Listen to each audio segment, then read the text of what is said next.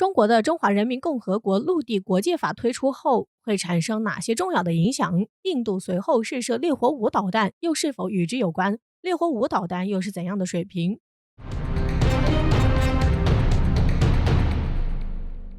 据报道，近日中国通过了《中华人民共和国陆地国界法》，该法案将在2022年1月1号正式实施。这是中国首次为陆地边界问题专门制定法律，这就不禁让人联想起去年中印两国在中印边境加勒万河谷地区发生的大规模冲突，双方都造成了较大的伤亡。所以应该是基于在中印边界局势持续紧张的背景下，中国通过陆地国界法以规定对非法越界者，中国执勤人员必要时可以依法使用警械和武器，以此来维护国家主权和领土完整。我们来回顾下之前的中印边界冲突。中印两国发生冲突的加勒万河谷位于中印边界西段实际控制线中方一侧，多年来中国边防部队一直在此正常巡逻执勤。今年4月以来，印度边防部队单方面在加勒万河谷地区持续抵边修建道路、桥梁等设施。5月6号凌晨，印度边防部队趁夜色在加勒万河谷地区越线进入中国领土，构弓设帐，阻拦中方边防部队正常巡逻，蓄意挑起事端，试图单方面改变边境管控现状。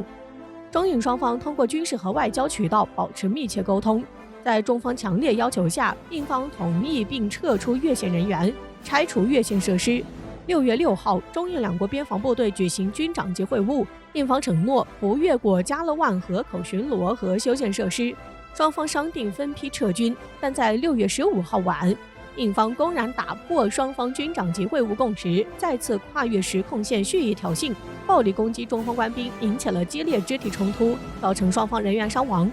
对于印度军方这样的冒险行径，则是严重破坏边境地区稳定，违背了中印两国有关边境问题达成的协议，也严重违反国际关系基本准则，是破坏中印边境安全的罪魁祸首。并且根据路透社报道，在6月19号，印度总理莫迪召开视频会议，讨论了中印边境的局势。此次会议参加的有印度相关的部门领导人。印度总理莫迪表示，印中两国本星期早些时候在两国边境拉达克地区的加勒万河谷爆发的冲突已经平息，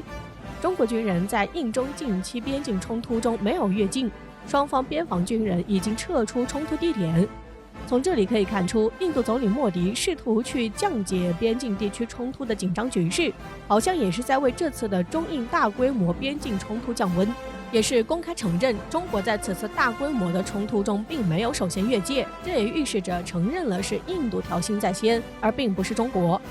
所以对于加勒万河谷冲突事件的意义，就是在于中国军人有坚定维护祖国安全和领土完整的决心和勇气，面对外来挑衅和侵略坚决斗争，不会忍让分毫。因为中国领土神圣不可侵犯，在现代的边境和海防冲突中，只要有争议，双方偶尔擦枪走火或造成人员伤亡的冲突情况，那都是在所难免的。所以这就要求基层官兵能够迅速反应，当场打回去，丝毫不能忍让，然后大家再坐下来谈判或商议约束武力，以最大限度地维护国家的主权和领土完整。中国此次通过《中华人民共和国陆地国界法》，目的就在于要震慑印度，并且对于维护中国边界安全的强大信心与决心，预示着中国领土神圣而不可侵犯，坚决维护中国领土的安全与完整，所以这也具有重要的战略意义。那对于此次中国通过的《中华人民共和国陆地国界法》，印度是怎样看待呢？又有怎样的回应呢？这似乎也成为了外界最大的看点。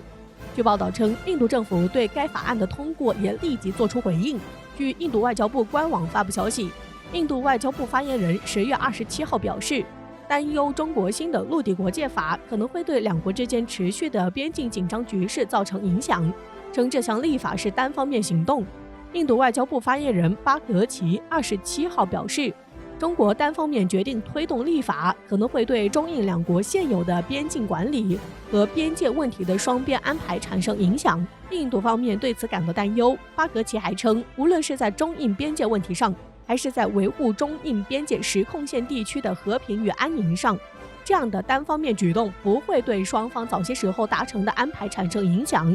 印方也希望中国避免以这项法律为借口采取行动，以免单方面改变中印边境地区的局势，并且在中国通过《中华人民共和国陆地国界法》之后，印度也是有采取更加实质性的回应，以应对中国所提出的法案，通过此来对中国做出强烈的回应，也想以此来震慑中国。那就是印度在10月27号成功试射烈火5洲际弹道导弹，其最大射程可达5000公里，搭载有1.5吨战斗弹头，并且烈火5采用了3级固体燃料发动机，能够以极高的精度打击最远5000公里的目标。而且烈火5具备发射核弹头的实力。根据最新一期的斯德哥尔摩国际和平研究所数据表明，自2020年，中国核弹头总数为320枚，次于俄美，排名第3。而印度核弹头数量为150枚，次于五常与巴基斯坦，排名第7。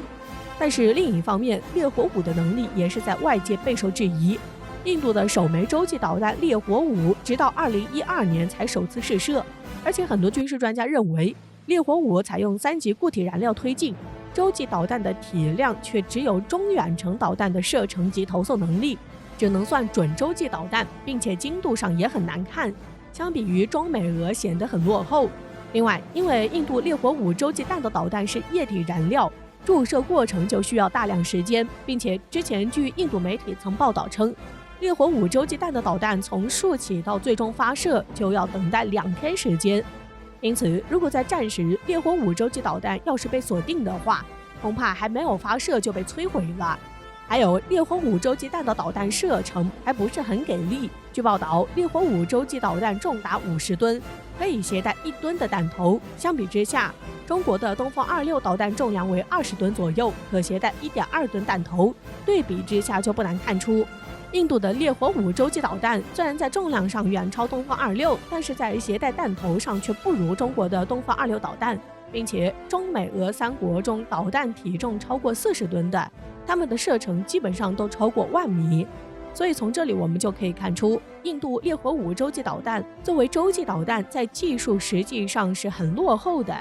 所以印度虽然在中国通过《中华人民共和国陆地国界法》之后就立刻做出了强势的回应，但是这也是基于他们自己的一厢情愿，根本是没有正视自己的实际情况，完全没有从实际出发，从自己身上找出问题，能够切实对于中印边界问题有清楚的看见，能够切实管好自己的手，不要触碰到他国的边界，能够安分守己，重视自身的实际情况，一切从实际出发，为维护中印2国的边境安全做出自己的能力，切实促进中印2国的边境的和平稳定发展。